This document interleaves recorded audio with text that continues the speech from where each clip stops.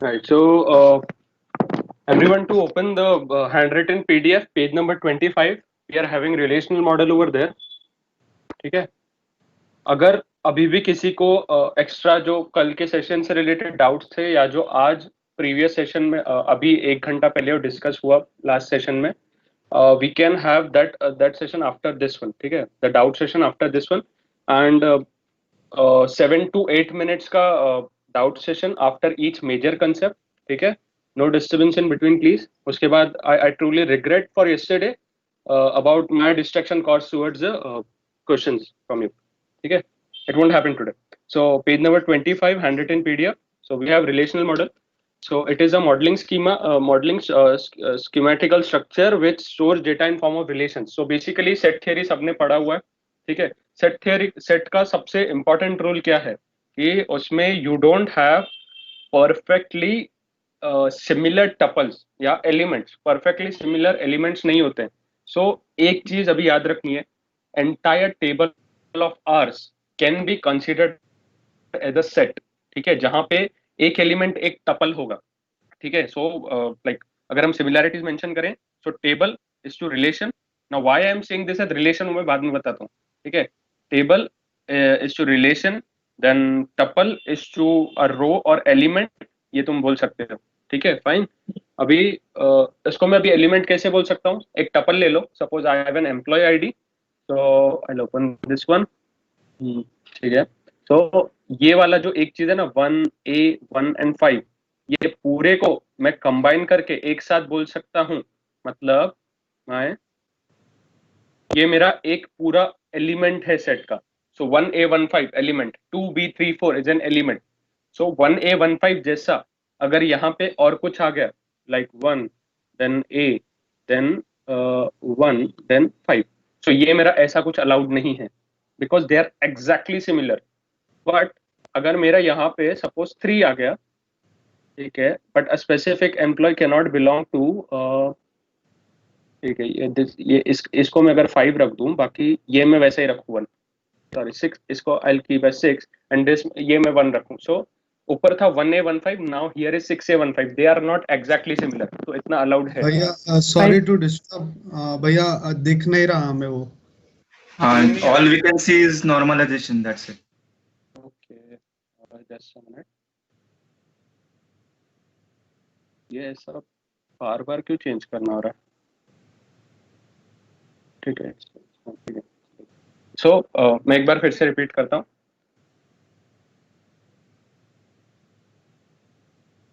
So basically what I was saying is, हमें हर एक टेबल को we have to consider as a relation.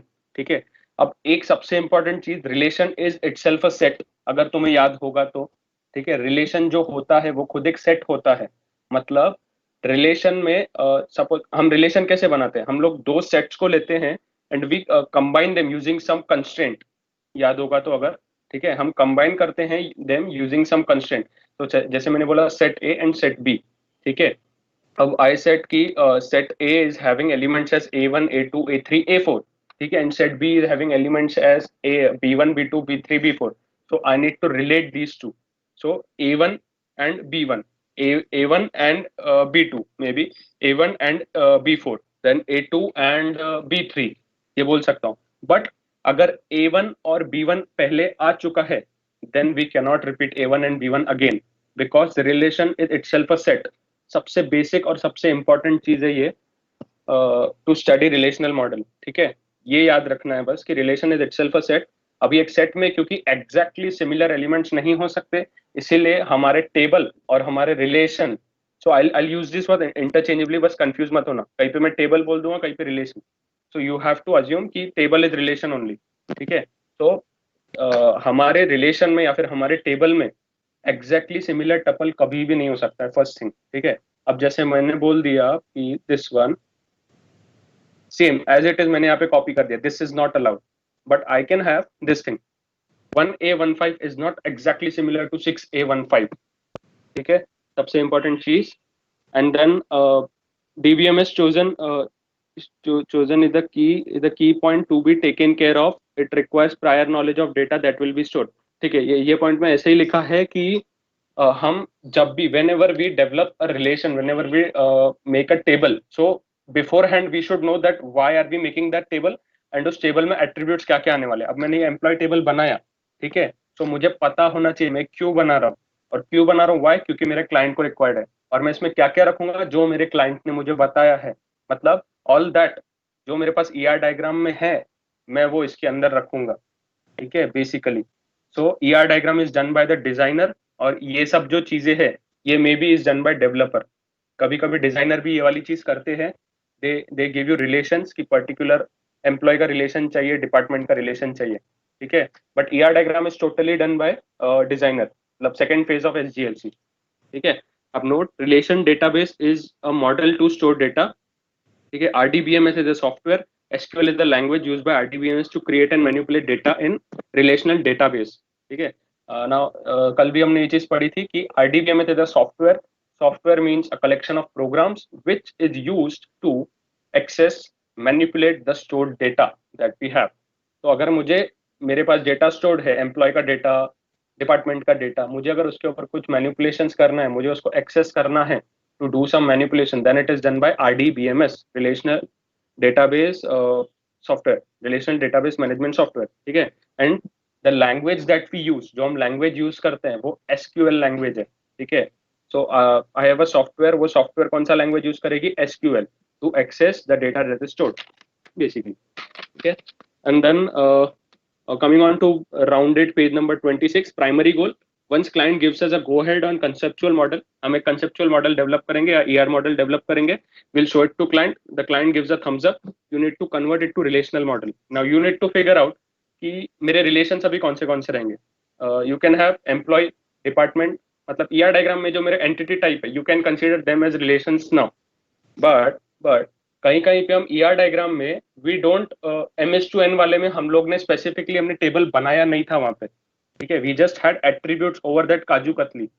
सो यहाँ पे तुम्हें उसका रिलेशन बनाना है, तुमने वहां पे एक्सप्लिसिटली एक टेबल दिखाया नहीं था, अगर याद हो तो तुम्हें, तुमने जस्ट काजू कतली के ऊपर 2 ओवल्स बनाए थे, 2 या 3 जो भी, and then you assumed it कि वो टेबल था वहां पे, बट एक्चुअल में तुमने वहां पे रेक्टेंगल में दिखाया नहीं था। तो यहाँ पे वो तुम्हें एक्सप्लिसिटली बनाना है।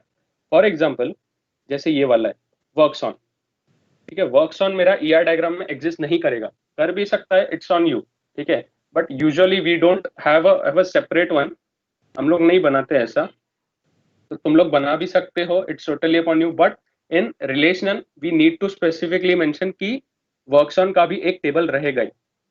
या या so relational model derive from relations, derive from set theory, explain किया। पेज नंबर 27, अगर हम एक हायर लेवल पे देखें, सो एक एरो एरो वाला एक डायग्राम बना हुआ है। So client who uses SQL to query the database, client मतलब वो वाला क्लाइंट नहीं है जैसे सॉफ्टवेयर हमें एप्लीकेशन बिल्ड करके चाहिए, it is basically a particular client जिसे MySQL या Oracle यूज करना है। तो क्लाइंट क्या करेगा, उसे SQL का नॉलेज होना चाहिए, what is the syntax and all, he और she will use the SQL queries. तो वो SQL क्वेरी पहले जाएगी RDBMS के साथ, और फिर वो कन्वर्ट होगी to relational algebra and relational calculus. अभी ये दोनों चीजें, relational algebra and relational calculus, the whole SQL language is based on these two, these are kind of, बोल सकते हैं जैसे अभी यू कैन, तुमने सुना होगा पाइथन का अंडर बेस इज सी, ठीक है, पाइथन में बहुत सारी सी की फंक्शनलिटीज है at a lower level, so वैसे ही बोल सकते हो कि SQL के नीचे relational algebra and relational calculus are उसका बेस है, ऐसा बोल सकते हो। So they are converted to relational algebra and calculus. Your query is converted to that, and then RDB के पास accordingly relational database के बाद accordingly request जाएगी, वहां से डेटा फैच होगा और यूजर को दिखेगा, ठीक है। अब terminologies already told you, relational, informally उसको हम टेबल बोलते हैं, and then tuples plus attribute. अभी रिलेशन के अंदर क्या रहेगा, टपल्स रहेंगे और एट्रीब्यूट की वैल्यूज रहेगी। What is a tuple, informally you can see it as a row of table और रिलेशन। एट्रीब्यूट क्या है, informally you can see it as column of table, ठीक है। पेज नंबर 28,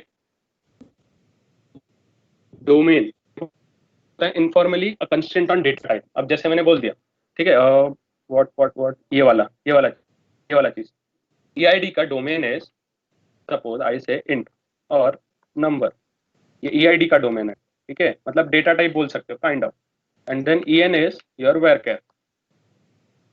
varchar जिसे नहीं पता होगा अभी के लिए कंसीडर कर लो, इट इज ऐसा स्ट्रिंग है जिसमें हमने लिमिट लगा दिया 20 कैरेक्टर्स की बेसिकली, ठीक है। सो ये होता है अपना domain. Then coming on to relational schema. So relational schema मतलब क्या? रिलेशनल स्कीमा इज, मैंने जैसे अभी जिसने भी अभी क्वेश्चंस प्रैक्टिस किए होंगे, जो लोग ने भी, so whenever you are given a question on candidate की, तुम्हें रिलेशन कैसा दिया रहता है? आर ब्रैकेट के अंदर A B C D E, so that whole thing and then rules and constraint used is known as relational schema. Rules and constraint बोले तो प्राइमरी की कौन सा रहेगा ये रिलेशन का, एंड ये रिलेशन के अंदर कौन सा एट्रीब्यूट फॉरेन की जैसे ऐड करेगा, कौन से एट्रीब्यूट पे नल कंस्ट्रेंट लगेगा। नल कंस्ट्रेंट मतलब वो एट्रीब्यूट की वैल्यू नल नहीं हो सकती। कौन सा यूनिक कंस्ट्रेंट लगेगा, कौन से एट्रीब्यूट के ऊपर, वो सारी चीजें। सो वो R A B C D E plus rules plus some constraint, ये पूरा एक रिलेशनल अपना स्कीमा बनाएगा, रिलेशन स्कीमा, ठीक है। अब degree of relation is your total number of attributes in that relation. A B C D E अगर है तो 5 ऐसे।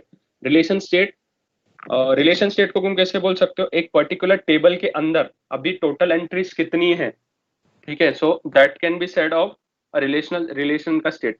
अब मैंने बोल दिया एम्प्लॉय, करंट मेरे पास एम्प्लॉय है 590, सो आई विल से दैट ये मेरा particular 590 is the state of this relation. Not only the count of those tuple, but क्या बोल सकते हैं कि वो टपल्स के ऊपर हमने प्रॉपर्टीज वगैरह कौन सी लगाई है, वो सब मेरा स्टेट में आता है। अभी जैसे एक कार को अज्यूम कर लो, ठीक है। कार का स्टेट क्या क्या हो सकता है? या तो मूविंग है या तो इन स्टॉप पोजीशन है, काइंड ऑफ वैसा। उसको ऐसे ब्रीफली डिस्क्राइब करना, you can say relation state, ठीक है। अभी इंटेंशन और एक्सटेंशन क्या है? Intention is the relation schema, मतलब कॉमन नाउन बोल सकते हो। जैसे एम्प्लॉय के ऊपर मैंने क्या क्या एम्प्लॉय वाले टेबल या रिलेशन पे मैंने क्या क्या कंस्ट्रेंट्स लगाए हैं, वो सारी चीजें मेरी आ जाएगी इंटेंशन में। एक्सटेंशन में ये सारे रोज आ जाएंगे, ये वाले पूरे। This is my total extension and you can say this is my intention. This one जो हाईलाइट किया है वो considering all the primary keys and foreign key, वो सब मेंशन करके is my relation schema, and this one is my extension, ठीक है।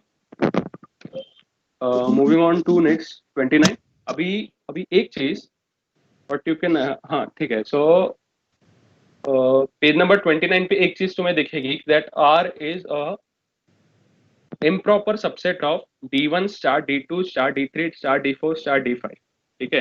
where D1 is domain of A1, D2 is domain of A2, D3 is domain of A3 and so on, ठीक है।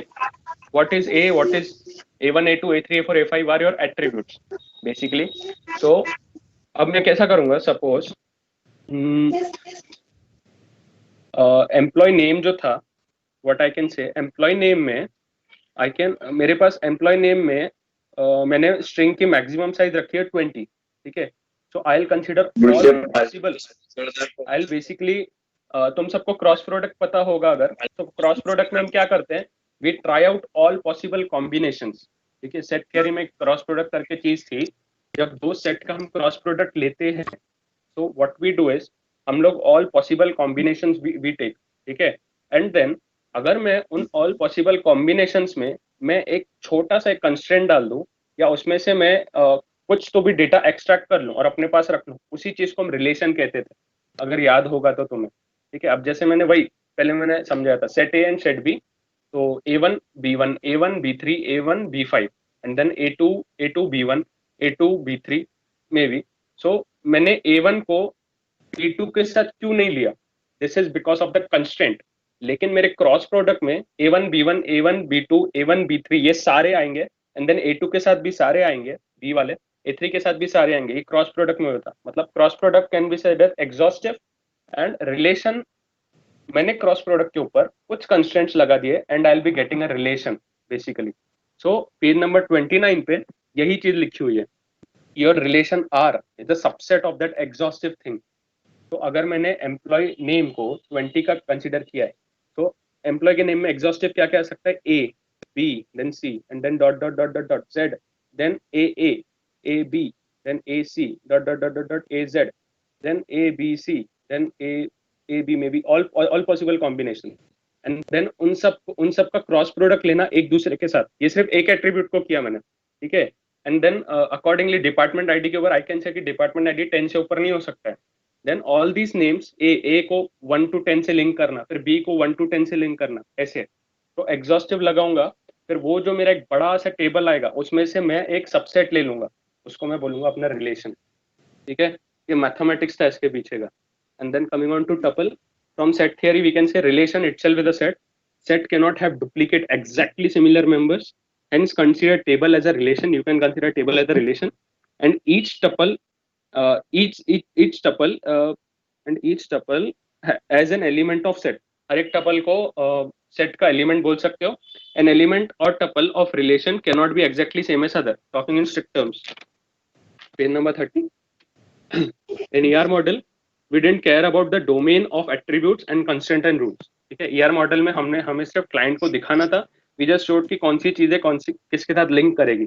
But in relational model we the main job of relational model is to consider all the constraints and rules. अब तक हमने data insert नहीं किया, ठीक है, अभी हमें सिर्फ एक रूल्स डेवलप करने हैं, हमें बताना है प्राइमरी की कौन सा रहेगा, फॉरेन की कहाँ से कहाँ रहेगा, देन उसके बाद क्या बोल सकते हैं कहाँ पे यूनिक कंस्ट्रेंट आएगा, कहाँ पे नल कंस्ट्रेंट आएगा। तो रिलेशनल मॉडल फेज का यही वाला प्राइमरी गोल है, ये सब डिसाइड करना।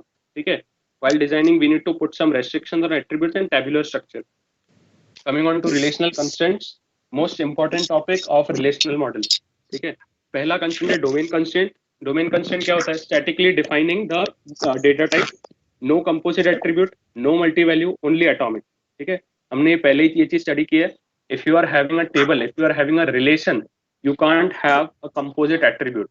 ठीक है, you can't have multi values, मतलब एक सेल में एक ही वैल्यू होगी, एंड देन सिर्फ एटॉमिक अलाउड है। Domain constraint. की कंस्ट्रेंट, अब की क्या होता है? Basically key is a set of attributes. I will say for this table the key is employee ID. मतलब मैं एक टपल को, ये वाले टपल को मैं कैसे यूनिकली आइडेंटिफाई करूंगा? आई विल से जहां पे एम्प्लॉय आईडी 1 है वो वाला टपल मुझे खींच के दो, जहां पे एम्प्लॉय आईडी 2 है वो वाला टपल मुझे खींच के दो। अब अगर मैंने बोल दिया आई हैव दिस, ठीक है, suppose so B, then what I can say, 3 बोल दो इसको 6 7 5 बोल। हाँ, so अभी if I say कि मुझे ऐसा एम्प्लॉय आईडी का ऐसा टपल निकाल के दो जहाँ पे एम्प्लॉय आईडी 6, तो तुम कौन सा निकालोगे?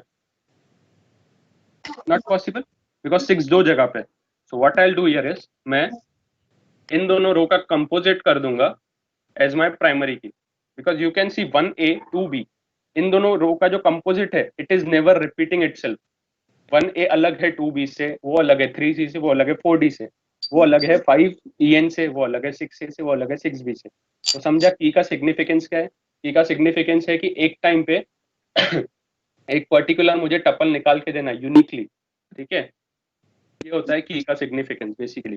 तो अभी की के ऊपर जो भी कंस्ट्रेंट्स लगेंगे, तो by definition table corresponds to a set, no two tuples are exactly similar, exactly similar नहीं होंगे, hence we pay special interest to a set of attributes which differentiate two arbitrary tuples। Guys please mute yourself please। entity integrity constraints, ठीक है, presence of primary key to identify tuple, ठीक है, and then what we have is no prime attribute to have null value। तो जब भी what is a prime attribute, what we can say prime attribute is that attribute which is a subset of the key। अगर मैंने बोल दिया कि my key is combination of these two things, if I say, ठीक है, तो यहाँ पे prime attribute will be employee ID and employee name। ठीक है, मतलब जो भी मेरा की है उसके वो की के जो भी एट्रीब्यूट्स हैं, अभी यहाँ पे की के एट्रीब्यूट्स क्या क्या है? Employee ID and employee name. So अगर मैं इनको अलग अलग देखूं तो they are prime attributes, but अगर मैं इनको एज अ कंपोजिट देखूं तो they it is the key of my table. Understood? So entity integrity constraint यही बोलता है कि हर टेबल में एक एक प्राइमरी की रहनी चाहिए, एक की रहनी चाहिए, ताकि हम हर एक टपल को वहां पे यूनिकली आइडेंटिफाई कर पाए।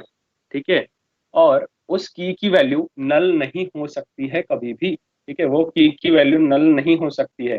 Now consider just a question, any one of you can answer, कि अगर मैंने इन दोनों को एज अ प्राइमरी की कंसीडर किया अपने टेबल का, so is this thing allowed? What I can say, is this thing allowed? Any one of you, please. No. It should not be Why? allowed Why not? because there is Because a null. primary key cannot be null. लेकिन यहाँ पे पूरा primary की नल नहीं है. But उसका एक भी एट्रीब्यूट नल नहीं हो सकता. अलाउड रहना चाहिए क्योंकि वो भी यूनिक है ना.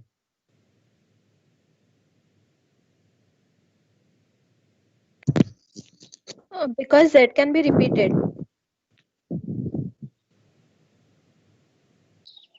क्योंकि वो दूसरे टेबल की प्राइमरी की है तो उस टेबल में वो नल नहीं हो सकती, तो रिलेशन टेबल में कैसे नल होगी?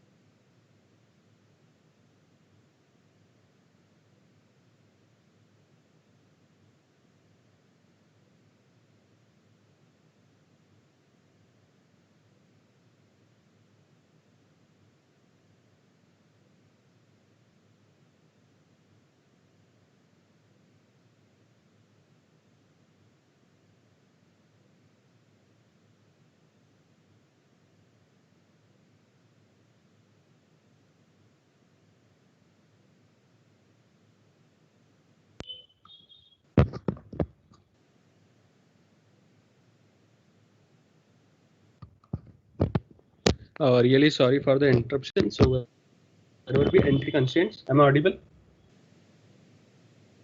And is the screen? Yes, yes. बस एक बार क्वेश्चन रिपीट कर दो ना भैया.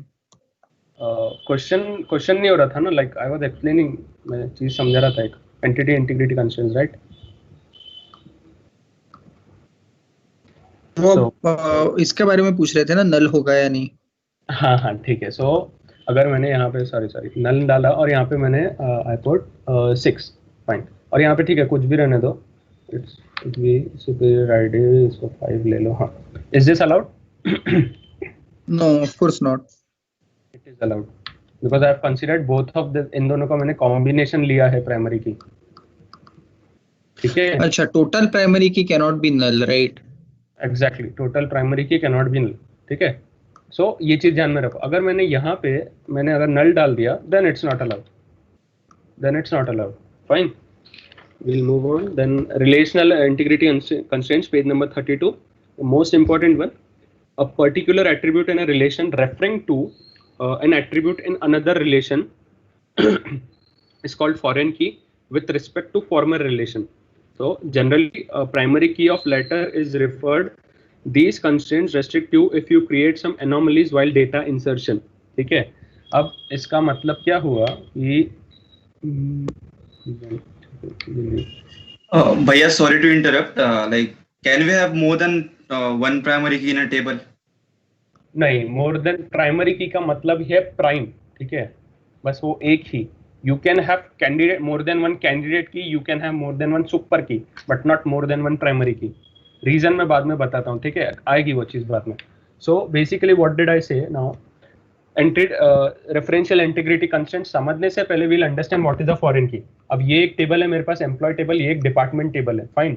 अब डिपार्टमेंट टेबल का की या फिर primary key interchangeably what we can say is कि ये इसको हटा दो and put this 2 and IT. हाँ, सो मैंने इसका प्राइमरी की बोल दिया डिपार्टमेंट ID. क्यों बोल दिया डिपार्टमेंट ID?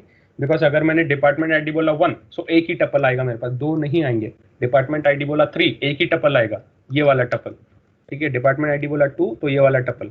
सो बेसिकली ये वाला जो मेरा कॉलम है, ये वाला कॉलम, ठीक है, it can uniquely identify a unique, एक पर्टिकुलर टपल ही आइडेंटिफाई कर पाएगा ये, ठीक है. ऐसा नहीं है कि 1 बोला तो ENTC और CSE दोनों आएंगे मेरे पास. Hence department ID can serve as primary key और की फॉर डिपार्टमेंट टेबल. सो अब मैंने क्या किया, ये एम्प्लॉय ID है मेरे पास. अब एम्प्लॉय ID में I have employees where primary key for employee ID is this employee ID, ये वाला कॉलम, ठीक है, ये मेरा प्राइमरी की है. अब मुझे हर एक एम्प्लॉय को अभी डिपार्टमेंट असाइन करना है. So what I will do, my this वाला कॉलम, ये कॉलम, इसका नाम कुछ भी हो सकता है, ठीक है, एनीथिंग, कुछ भी हो सकता है. मैं इसका नाम सिर्फ D भी दे सकता हूँ, नॉट नेसेसरी कि जो ये वाले कॉलम पे नाम है वही मैं यहाँ पे दूँ, कुछ भी हो सकता है. फर्स्ट ऑफ ऑल, अब I can refer this to this one. अब रेफरिंग से अभी होता क्या है बेसिकली, सो हम इस पे अभी कुछ कंस्ट्रेंट्स लगा देंगे. क्या कंस्ट्रेंट लगाएंगे कि अगर मैं यहाँ पे 7 डालता हूँ, 7, so it won't be allowed by the software. RDBMS allow नहीं करेगा इसे. बेसिकली क्यों नहीं अलाउ करेगा, बिकॉज 7 नंबर यहाँ पे प्रेजेंट ही नहीं है, 7 नंबर का डिपार्टमेंट यहाँ पे प्रेजेंट ही नहीं है, ठीक है. एंड देन सपोज मैंने यहाँ पे अभी 1 रखा, व्हाट आई विल डू, अब मैं इसे डिलीट कर दूंगा, डिलीट, ठीक है, विच वोंट बी पॉसिबल क्योंकि मेरा RDBMS इसे सपोर्ट नहीं करेगा, ठीक है. और अगर पॉसिबल होगा तो क्या एक्शन होगा. अब हो सकता है, आई हैव 3 थिंग्स, वो मैं बाद में डिस्कस करता हूँ कि क्या क्या हो सकता है, लेकिन अभी के लिए समझो ये से अलाउ नहीं करेगा, ठीक है. क्यों नहीं अलाउ करेगा, because department ID 1 is linked to some employee already, ठीक है.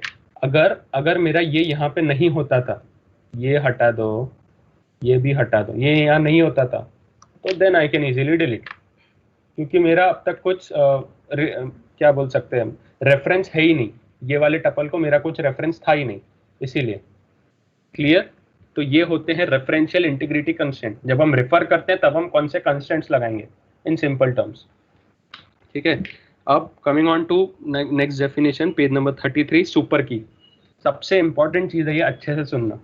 सो super key is a set of attributes used to differentiate two arbitrary tuples, ठीक है.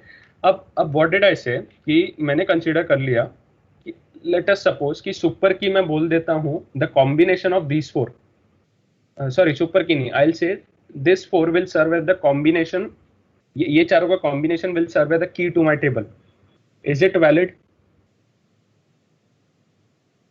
Yes. If I say 4D15, तो मेरे पास एक ही टपल बाहर आएगा. If I say 3C15, मेरे पास एक ही टपल बाहर आएगा. If I say 2B34, I'll get a single tuple, a unique tuple, ठीक है.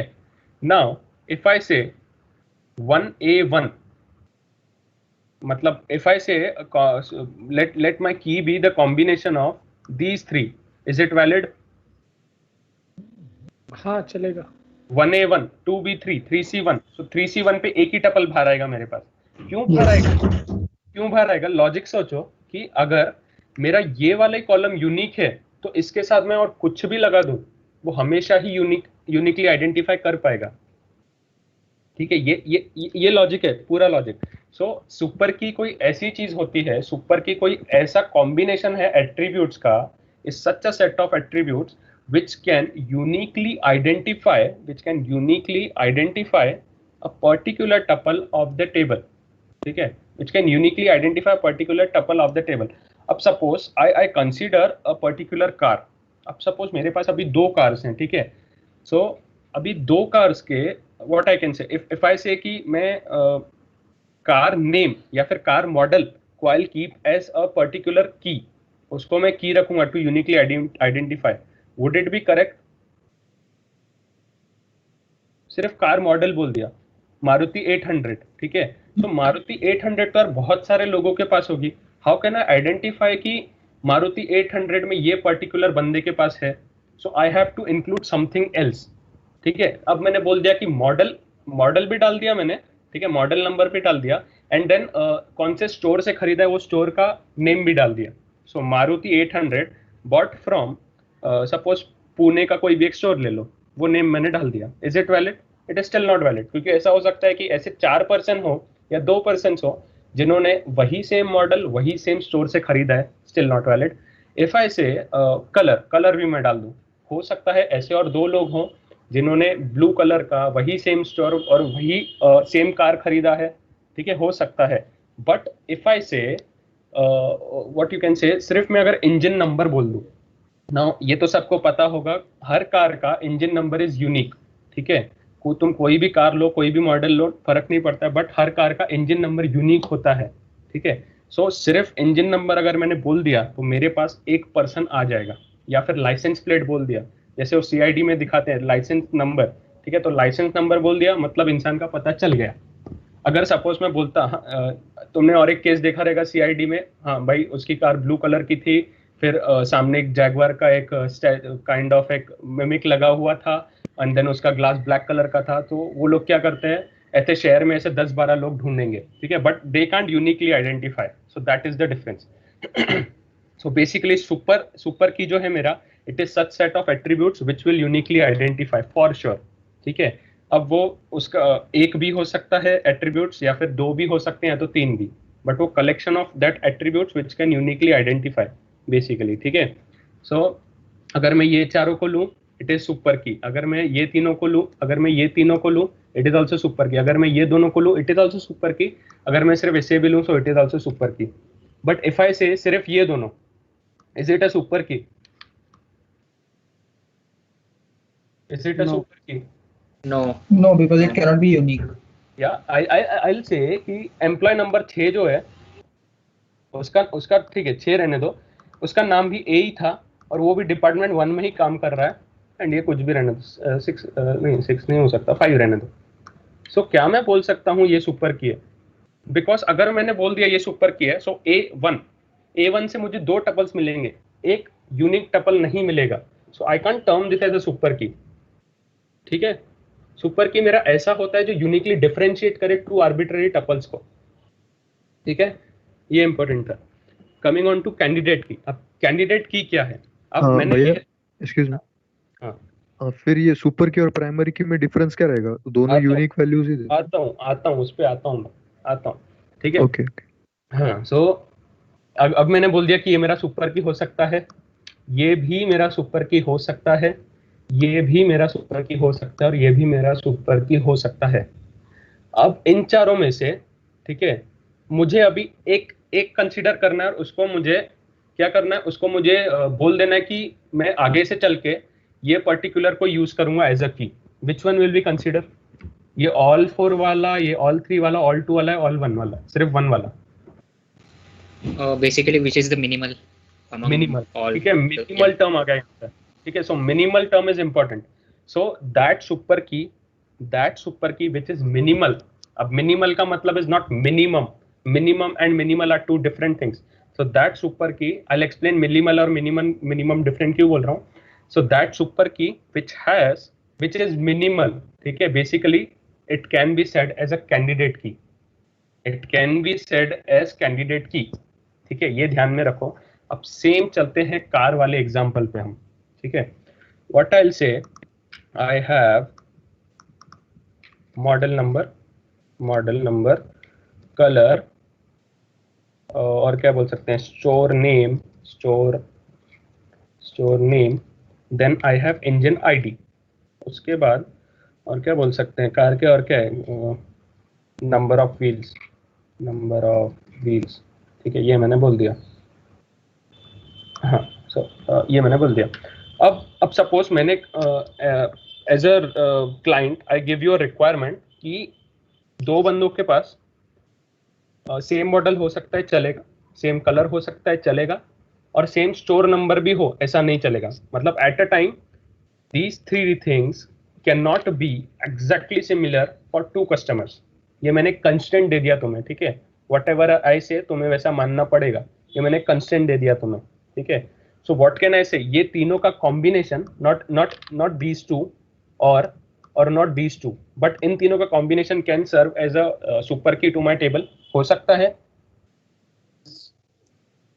है ना. And logically I also know कि दो कार की engine ID can not be similar. ये मुझे लॉजिकली पता है. First of all clear doubt कि ये पांचों मिलके भी मेरा सुपर की बन सकते हैं. ठीक है, पहली चीज ये. अब उसमें से ये चार भी मिलके मेरा सुपर की बन सकते हैं. ठीक है, ये दूसरी चीज. उसके बाद ये वाला एंड देन दिस वन, ये चारों मिलके भी number of wheels, store number, store name, colour and model, ये चारों भी मिलके मेरा सुपर की बन सकते हैं. बट मिनिमल कौन सा है इसमें से? सिर्फ इन तीनों का कॉम्बिनेशन. मतलब बिजनेस पॉइंट ऑफ व्यू से अगर मैं बोलूं कि ठीक है, अगर मैं बिजनेस पॉइंट ऑफ व्यू से बोलूं तो मैं तो वही चीज देखूंगा ना कि जहां से मुझे कम से कम मेहनत करनी पड़े. जब मेरे ये तीनों ही यूनिकली आइडेंटिफाई कर पा रहे हैं तो मैं फालतू की मेहनत करके चौथे को क्यों लूं अपने पास, राइट? तो सुपर की तो बेसिकली ये model, colour, store name and number of fields, this all, ये चारों का combination can be a super key to my table. But super key से अगर मैं मिनिमल देखूं कि can I reduce that super key, वो पर्टिकुलर सुपर की को मैं रिड्यूस कर सकता हूं क्या? अगर मैं कर सकता हूं, यस, मैंने ढूंढा, yes I can reduce, then this is my candidate key. ठीक है, this is my candidate key. But यहाँ पे तुमने और एक चीज अभी ऑब्जर्व की रहेगी कि अगर मैं ये और ये भी लूं तो I can uniquely identify my table, I can uniquely identify a particular tuple. हो सकता है सिर्फ मैं ये वाला भी लूं. ठीक है, ये अगर मैं लूं तो दिस इन दोनों का combination is the super key. But I see that कि सिर्फ एम्प्लॉय आईडी यूज करके भी आई कैन आइडेंटिफाई, एम्प्लॉय नहीं, इंजन आईडी यूज करके भी आई कैन आइडेंटिफाई. तो मैंने उन दोनों का कॉम्बिनेशन क्यों लिया? So basically here engine ID, मैंने क्या किया, engine ID comma number of fields, ये एज अ कंपोजिट को मैंने और छोटा कर दिया. ठीक है, तो मैंने इसको और रिड्यूस कर दिया. तो EID is also my candidate key. A point to note, a table, a relation can have multiple super keys, a relation can have multiple candidate keys. अब वो जो candidate keys है ना मेरे पास, तो मैं अभी क्या करूंगा, मैं सिनेरियो के हिसाब से, मैं सिनेरियो जैसा मेरा सिनेरियो है उसके हिसाब से I'll pick up any one candidate key और मैं उसको अपने टेबल का की बोल दूंगा या प्राइमरी की बोल दूंगा. जबकि दूसरा कैंडिडेट की भी कर सकता है यूनिकली आइडेंटिफाई, बट मैं एक पर्टिकुलर की लूंगा सारे कैंडिडेट की अवेलेबल में से और मैं उसको दर्जा दे दूंगा प्राइमरी की का. क्लियर?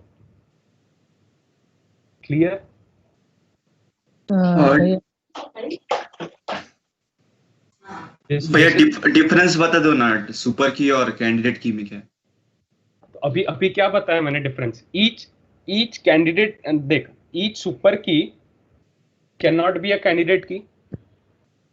ठीक है, इतना समझा? हाँ.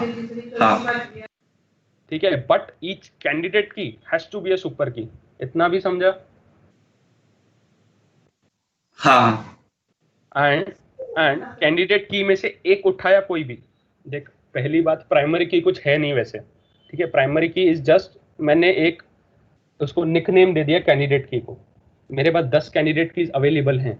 मैंने अपने सिनेरियो के हिसाब से, अगर मैं बैंकिंग के टर्म्स में देख रहा हूँ, सो आधार आईडी भी मेरे पास ऑप्शन था एक यूनिक आइडेंटिफाई करने के लिए, और मेरे पास बैंक अकाउंट नंबर भी एक ऑप्शन था यूनिकली आइडेंटिफाई करने के लिए पर्सन को। बट बिकॉज मेरा एप्लीकेशन इज बैंकिंग एप्लीकेशन, सो वहां पे मैं आधार आईडी क्यों लूँ, ठीक है।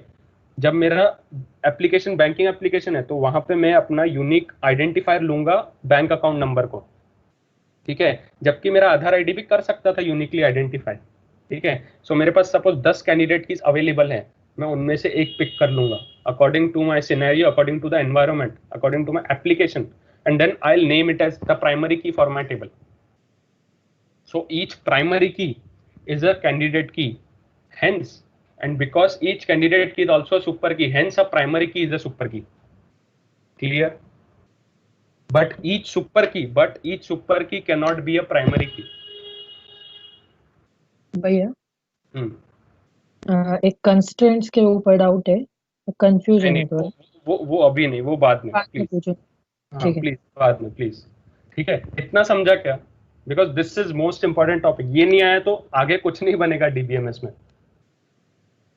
मतलब लाइक मेरा अंडरस्टैंडिंग सही है क्या? प्लीज एक बार बता दो आप कि super key is the combination, मतलब जो ऊपर की कीज है या मतलब टेबल के रोज के name, for example employee ID, employee department, जो कुछ भी है वो नाम के जितने भी परम्यूटेशन एंड कॉम्बिनेशन बन सकते हैं, those are all super keys, right. Candidate keys will be those key जिसमें एटलीस्ट वन एट्रीब्यूट यूनिक है, वो सबसेट को हम कैंडिडेट कीज बोलेंगे।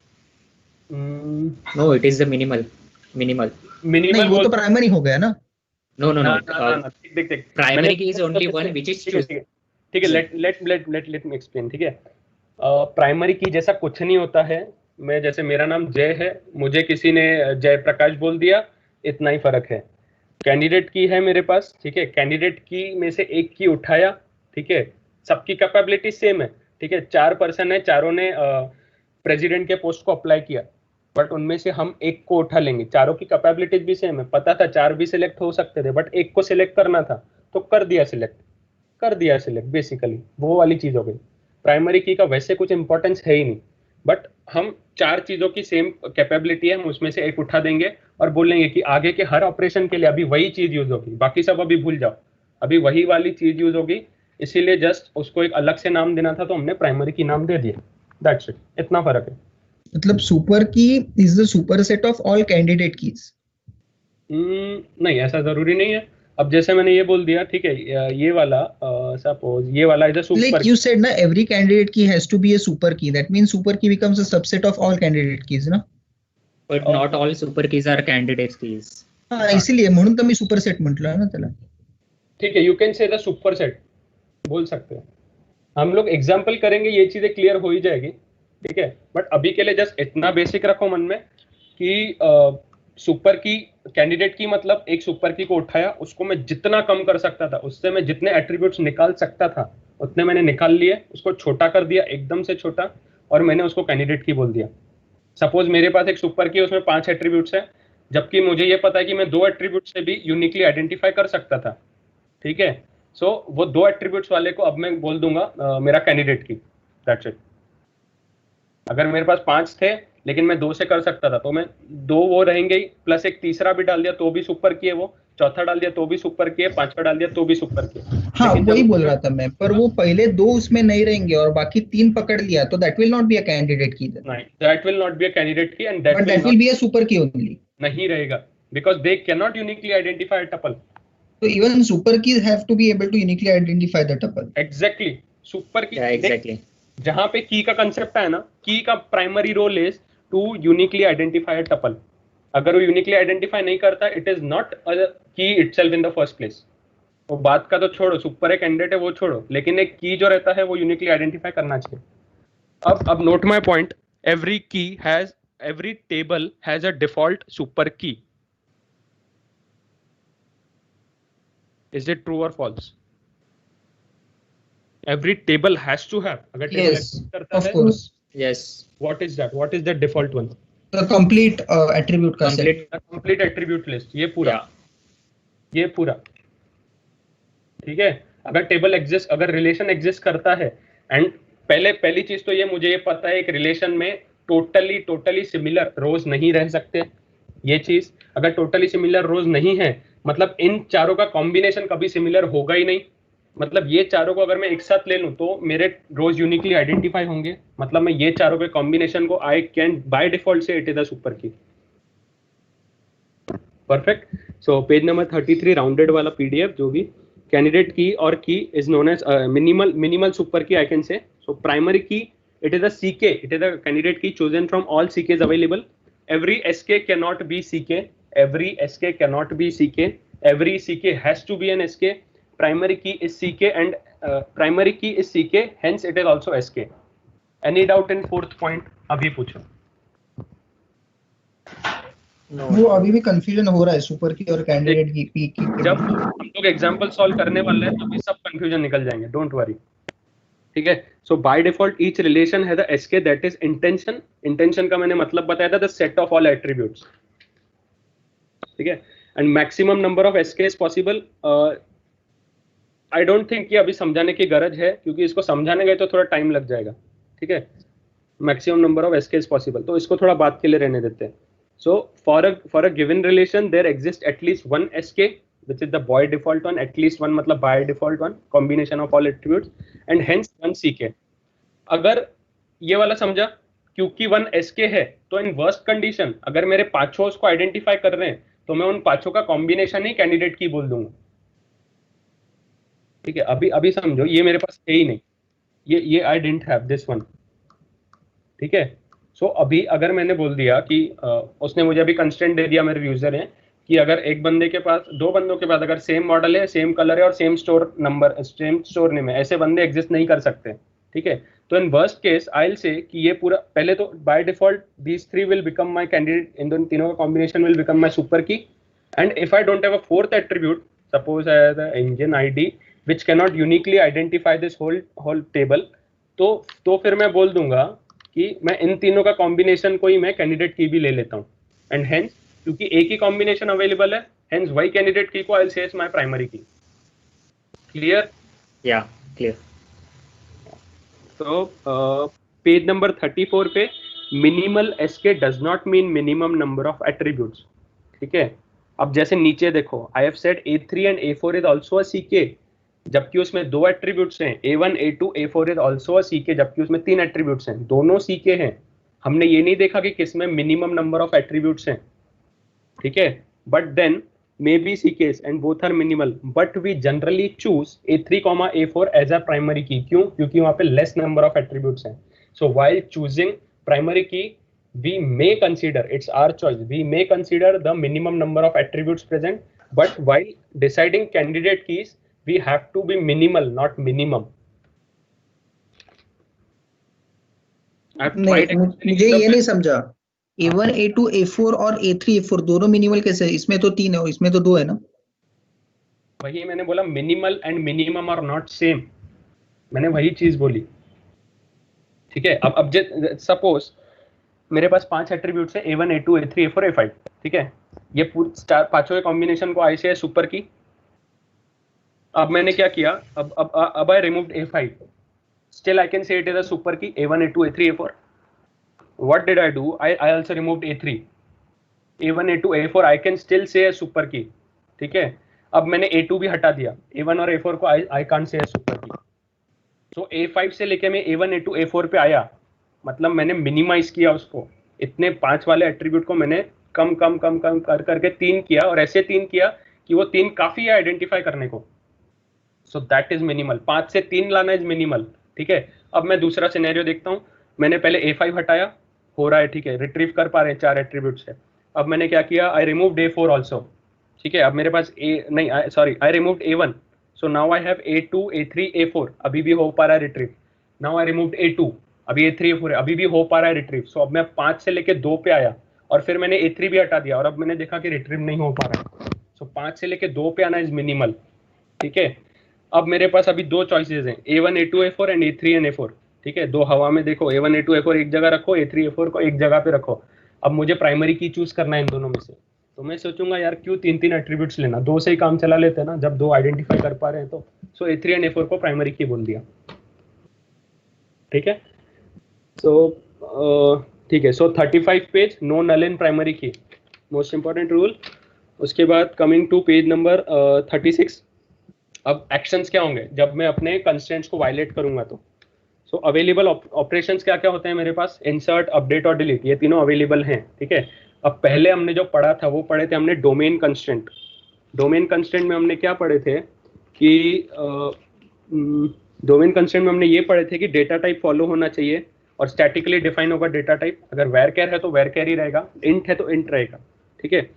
अब इंसर्शन के वक्त ये डोमेन कंस्ट्रेंट कैसे वायलेट होगा, सपोज आई इंसर्ट, मैंने यहाँ पे डाल दिया A, मैंने यहाँ पे डाल दिया A, हो गया मेरा domain constraint violent, right, sorry violate हो गया मेरा डोमेन कंस्ट्रेंट। तो यहाँ पे मुझे इंटीजर ही डालना है, ठीक है। अब सेम गोज विथ डिलीट में मेरा कब वायलेट होगा डोमेन कंस्ट्रेंट, होगा क्या कभी while deleting something, while deleting a row, मेरा कभी भी डोमेन कंस्ट्रेंट वायलेट होगा क्या, नहीं होगा, क्योंकि आई हैव टू डिलीट, मैं कुछ वहां डाल ले रहा हूँ, तो गलत वैल्यू डालने का तो कुछ मतलब ही नहीं बनता है, मुझे सिर्फ डिलीट करना है जो ऑलरेडी है वहां पे।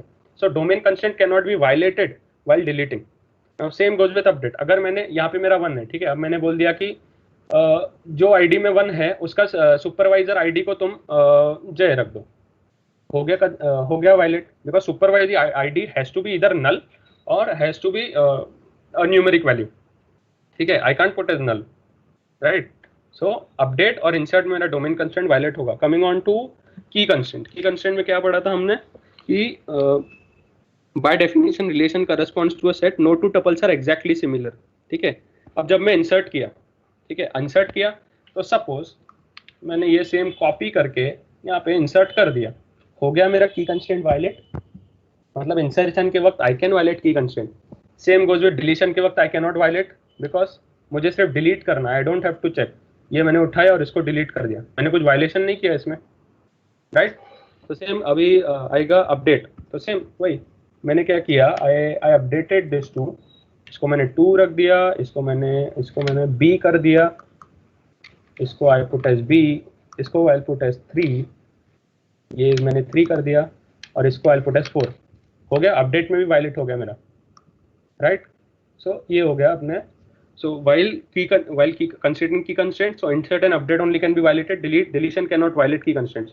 Coming on to entity integrity constraints, ठीक है, what does it say, entity integrity constraint with अगर हमने डिपार्टमेंट का टेबल कंसिडर किया, डिपार्टमेंट आईडी को अगर की बोला, तो अगर मैंने एक रो डिलीट किया तो वो वायलेट करेगा ना, क्योंकि फिर क्यों नहीं, अब तक हम एंटिटी इंटीग्रिटी पे नहीं आए हैं, सॉरी, अब तक हम रेफरेंशियल इंटीग्रिटी पे नहीं आए हैं, वेट फॉर इट, ठीक है। वो जो तू बोल रहा है वो रेफरेंशियल, वहां पे क्यों वायलेट करेगा, बिकॉज ऐसा कोई और एक मेरा टेबल है जो मेरे डिपार्टमेंट आईडी को रेफर कर रहा है, तो जब तक मुझे वो टेबल की परमिशन नहीं मिलेगी तब तक मैं यहाँ से ये रो डिलीट नहीं कर पाऊंगा। ओके फाइन, फिर अभी बस एक टेबल के लिए कंसीडर कर। हाँ, अब तक हम उस पे आए नहीं है, रेफरेंशियल इंटीग्रिटी पे वी हैवंट येट कम, ठीक है। अब coming on to domain entity integrity constraints, presence of primary key to identify table, no prime attribute to have null value, ठीक है। How can I violate my क्या बोलते हैं entity integrity, मैं यहाँ पे नल डाल दूंगा, I have considered this as primary key और मैंने यहाँ पे नल डाल दिया, हो गया वायलेट, राइट।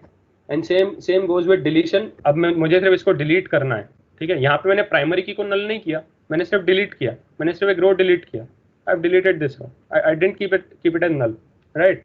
अपडेट, ये मेरा यहाँ पे 5 पड़ा था, मैंने इसे 5 को अपडेट कर दिया, नल रख दिया यहाँ पे, ये हो गया मेरा नल, राइट। तो ठीक है, and then coming on to referential integrity constraint, so while insertion, अब कैसे वायलेट होगा यहाँ पे, सपोज आई पुट दिस, ये मैंने रख दिया 7, आई रख दिया J, इसके बाद यहाँ पे आई पुट एज 7, यहाँ पे I put as 7, but department number 7 तो एग्जिस्ट ही नहीं करता है भाई, ये मैंने कैसे रखा, सो यहाँ पे मेरा रेफरेंशियल इंटीग्रिटी गड़बड़ हो गया, ठीक है, बिकॉज मेरा ये वाला जो कॉलम है ना, ये मेरा इसको डिपार्टमेंट आईडी को रेफरेंस कर रहा था, तो पहले मैं डिपार्टमेंट आईडी की कंफर्मेशन लूंगा कि भाई 7 नंबर का डिपार्टमेंट एग्जिस्ट करता है क्या, अगर नहीं एग्जिस्ट करता है तो मुझे एरर मिल जाएगा, तो मतलब मैंने वहाँ पे वायलेशन किया, ठीक है। So while insertion I violated the referential integrity constraint. अब डिलीशन के वक्त में अभी कैसे वायलेट करूंगा, हाउ कैन आई वायलेट? अब मैंने क्या किया, आई डिलीटेड दिस वन, हो गया वायलेट, क्योंकि मैंने इसकी परमिशन तो पूछी ही नहीं कि यहाँ पे कुछ एग्जिस्ट कर रहा है, कोई एम्प्लॉय एग्जिस्ट कर रहे हैं क्या ENTC डिपार्टमेंट के, आई डिडंट आस्क इट, तो मैंने यहाँ पे वायलेट कर दिया। तो पहले मुझे क्या करना पड़ेगा, पहले मुझे यहाँ पे जाके चेक करना पड़ेगा कि ऐसा कोई टपल है क्या जो डिपार्टमेंट ID 1 को यूज कर रहा है, ये पहले मुझे देखना पड़ेगा। अगर है सो आई कांट डिलीट, ठीक है, अगर नहीं है आई कैन डिलीट। अब सेम विथ अपडेट, अब मैंने क्या कर दिया, I put this as 6, but मैंने यहाँ पे तो चेंजेस किए ही नहीं भाई, ठीक है, वहाँ पे अब क्या बोलूँगा, यहाँ पे 1 था लेकिन यहाँ पे भी 1 है ही नहीं। सो जब मैं इसको चेंज कर रहा हूँ I have to change this also, ये उसका सोल्यूशन है, ठीक है। वायलेशन क्या था, मैंने इसको अपडेट किया, चेंजिंग देयर वहाँ पे जाके चेंज करना is the solution to this constraint, ठीक है। So we have covered this one, and then coming on to page 37, we have 3 solutions now for delete वाला thing, for referential। हम अभी कहाँ पे, referential integrity constraints। अगर हमने अपना delete के थ्रू अगर referential integrity constraints अगर हमने violate किए, तो उसके लिए solution क्या है? Solution is reject such violation। ऐसा violation तुम होने ही नहीं तो यूजर को बोल दो this is not possible। और cascade कैसे करोगे, अगर मैंने इसको delete कर दिया, then मुझे accordingly ये डिलीट करना होगा, ये पूरा आई हैव टू डिलीट, उसके बाद ये भी आई हैव टू डिलीट, उसके बाद हाँ ये वाला मुझे पूरा डिलीट नहीं ये वाला I have to delete, and इसमें भी डिपार्टमेंट ID 1 है, ये वाला I have to delete, and ये वाला भी आई हैव टू डिलीट, ठीक है। तो second solution is changes should be reflected in both the tables, right? Yeah, changes to be reflected in both the tables। Deleting or updating the values। हाँ, जैसा अभी होगा कि PICT ने अपना IT डिपार्टमेंट बंद कर दिया, सो क्या IT वाले बच्चे वहां नहीं रह सकते ना, अभी उन्हें छोड़ना ही होगा अभी कॉलेज, ठीक है, officially they can't stay there, ऐसा काइंड ऑफ ऐसा। तो डिपार्टमेंट ने अपना एक डिपार्टमेंट ही डिलीट कर दिया, उसके एम्प्लॉय अभी अनएम्प्लॉयड हो गए बेसिकली, ये बोल देना, ठीक है।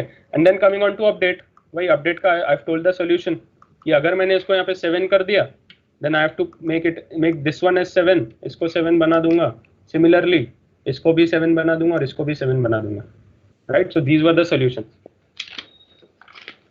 कमिंग ऑन टू, हाँ अब तक किसको अभी तक कुछ डाउट है?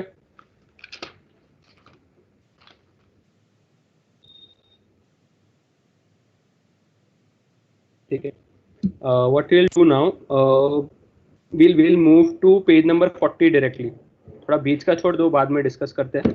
we'll move to page number 40। So there we have ER to relational model, everyone can see।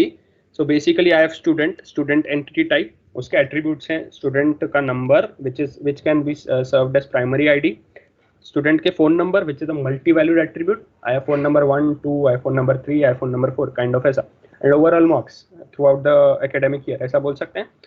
Then I have S name, student name which can be a composite attribute, ठीक है, उसको मैंने ब्रेक डाउन किया to first name and last name, that is while filling the form. अगर मैं ER diagram बना रहा हूँ तो यहाँ पे मुझे, ठीक है, I can keep S name also, but clarity के लिए मैंने उसको ब्रेक डाउन कर दिया है FNLN में। अगर तुमने FNLN नहीं भी लिखा so it's okay, because in ER diagram you can do anything, बस यूजर को समझ में आना चाहिए, उतना ही करना है, ठीक है। अब क्या करेंगे, अब एक बार अभी डिजाइनर ने हमको पहले क्या किया, क्लाइंट ने रिक्वायरमेंट्स बताए, डिजाइनर ने डिजाइन कर दिया, डिजाइनर ने कंफर्म करवा लिया कि ऐसा ही चाहिए कि आपको, and then designer pass this on to developer ने अभी क्या किया, डेवलपर को अभी वो ER डायग्राम देख के अभी ही needs to decide what all relations will be there, उसके अंदर एट्रीब्यूट्स क्या रहेंगे, ठीक है, और एट्रीब्यूट्स में कंस्ट्रेंट्स क्या लगेंगे, बेसिकली अभी वही करना है हमें। हमने अभी ER डायग्राम से उठाया और नीचे हमने रिलेशंस बनाए, ठीक है। So as you can see I have made 2 tables. कोई बता सकता है दो टेबल्स क्यों बनाए? Anyone please?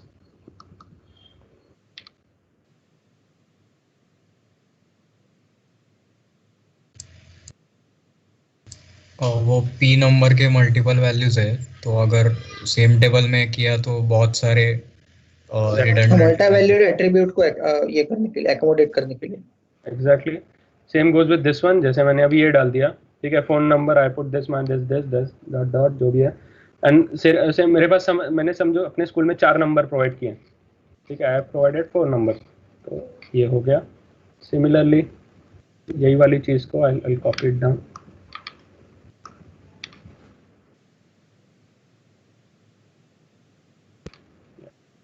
और इसको एक 2 बोल देते हैं, इसको आई पुट ए, इसको आई पुट सी, इसको आई पुट, एंड देन इसको थोड़ा सा एक हाथ चेंज कर लेते हैं अब अगर मैं ये करूं, उससे अच्छा अगर मैं ये कर दूं S number, then I will go with FN, then I will go LN, and then यहाँ पे I will have another table S number and I will go phone number, ठीक है। Here I will have 1 2 similarly A और CH, I'll have 1, then ये पूरा जो चीज है,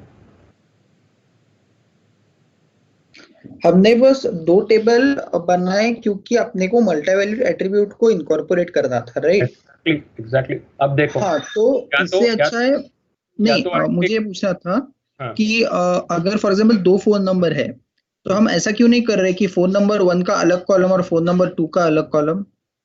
देख आई सेड कि तुम कितने भी फोन नंबर दे सकते हो, मैंने ये नहीं कहा कि तुम 2 ही फोन नंबर दे सकते हो, ठीक है, मेरा रिक्वायरमेंट सुनना था तुझे, ठीक है। अब ठीक है, अब ये वाला ज्यादा बेनिफिशियल रहेगा या दिस वन, कौन सा, कहाँ पे कम स्पेस यूज हो रहा है? एग्जैक्टली नीचे वाला, राइट, ठीक है। सो बेसिकली अब जैसे द लास्ट डाउट वाज कि अगर मेरे पास सिर्फ 2 ही फोन नंबर रहते तो ठीक है, I will put this phone number 1, I will put this phone number 2, लेकिन सिर्फ 2 ही रहते थे, then I can't have this वाला रोज, ठीक है, मैं सिर्फ अपने 2 ही फोन नंबर दे सकता हूँ और इसको मैं उठा के यहाँ पे रख दूंगा, फाइन। अब तुमने देखा रहेगा जब तुम फॉर्म भरते हो कोई भी कंपनी वगैरह का कुछ भी, सो you have explicitly 2 different kind of columns, और कहाँ पे 2 रहते भी नहीं है, ठीक है। सो जहाँ पे 2 डिफरेंट रहते हैं वहाँ पे ऐसा वाला स्कीमा यूज होगा, और यहाँ पे सपोज इसे देना ही नहीं है, सो यहाँ पे पुट नल, वहाँ पे ऐसा वाला स्कीमा यूज होगा, राइट, जहाँ पे एक्सप्लिसिटली तुम्हें 2 अलग अलग फील्ड दिए हैं, PN1 और PN2 का, बट जहाँ पे तुम्हें बोला है कि एक ही फील्ड में सब डाल दो, वहाँ पे ऐसा वाला स्कीमा यूज होगा। गॉट द डिफरेंस, ठीक है। So moving on to phone number हो गया, एंड देन SN का you have FN and LN, तो उसके अंदर ही यू कैन हैव, यहाँ पे तुम सिर्फ ऐसे नहीं रख सकते, you can't have name over here, then you can't have CH over here, तुम्हें FN और LN दोनों का अलग अलग तुम्हें फील्ड बनाना होगा, right. Moving on to page number 41, what we can say, हाँ पेज नंबर 41 पे अभी हम जाते हैं। सो जस्ट अ सेकंड,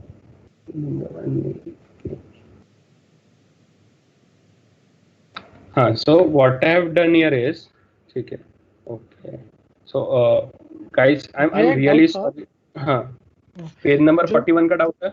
नहीं, अभी फोन नंबर वाला आपने जो बोला ना, हाँ, तो हम जो मेन टेबल रहेगा वहां पे डायरेक्टली हमने ऐसे कॉलम्स बनाए तो नहीं चलेगा, phone number 1, phone number 2, phone number 3, but it will be redundant entity, no?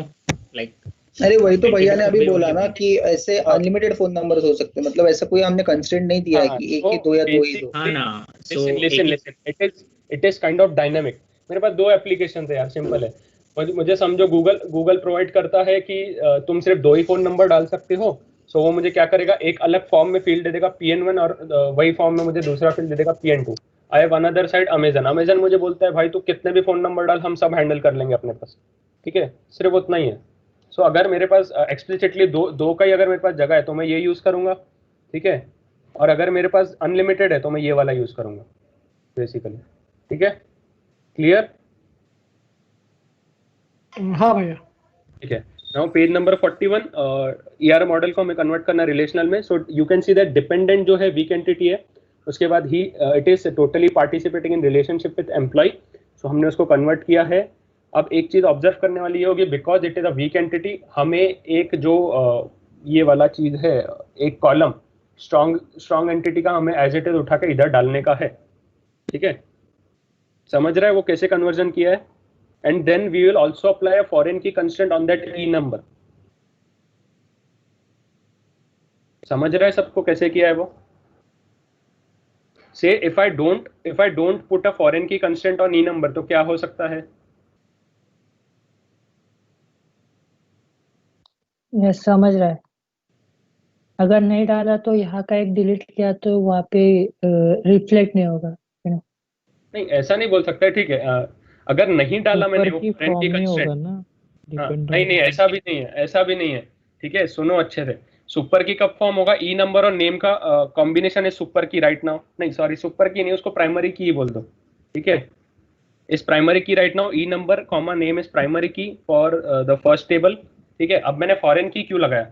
Suppose मैंने एक ऐसा एम्प्लॉय डाल दिया जिसका एम्प्लॉय नंबर एग्जिस्ट ही नहीं करता है वहां पे एम्प्लॉय नंबर के टेबल में। Suppose only 4 of us exist in employee number table, ठीक है? सागर, जय, आदित्य और फिर अदिति, ठीक है? हम चारों एग्जिस्ट करते हैं एम्प्लॉय टेबल में। और किसी एक बंदे ने क्या किया, ये वाले जो है डिपेंडेंट वाले टेबल में एक नया टपल डाल दिया, सपोज एम्प्लॉय नंबर 5, ठीक है? जबकि 5 एग्जिस्ट ही नहीं करता है।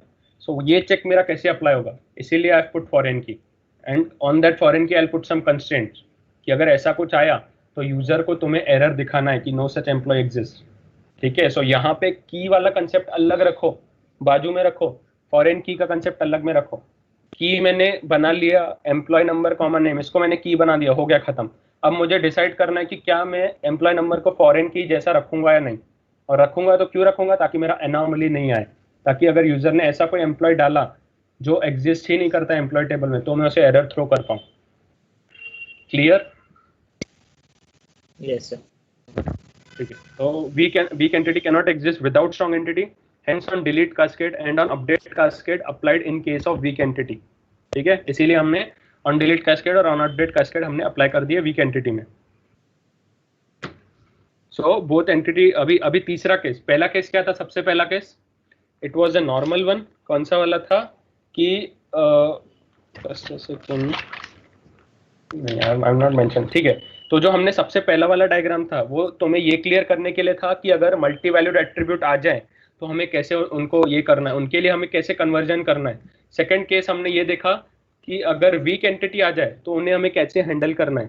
थर्ड केस हम अभी ये देखने वाले हैं, जब दोनों एंटिटी स्ट्रांग है तो इट्स वेरी सिंपल, ठीक है? दोनों का बस हमें अलग अलग टेबल बनाना है, उसके बाद दोनों की अपनी अपनी प्राइमरी की होगी, उसके बाद बिकॉज एक relationship we need to maintain, ठीक है? हमें ऐसे हाथ मिलवाना है दोनों में, so we need to have some common thing between them. So एक टेबल के एक एट्रीब्यूट को बोल दूंगा कि दूसरे टेबल के एक एट्रीब्यूट को रेफर कर लो, राइट? अंडरस्टूड? ये चीज, ये रेफर वाली चीज हम लोग ईआर डायग्राम में नहीं दिखाते हैं, but we have to put this in table, because table में we can draw lines and show कि वो रिलेटेड है, we have to do something logical.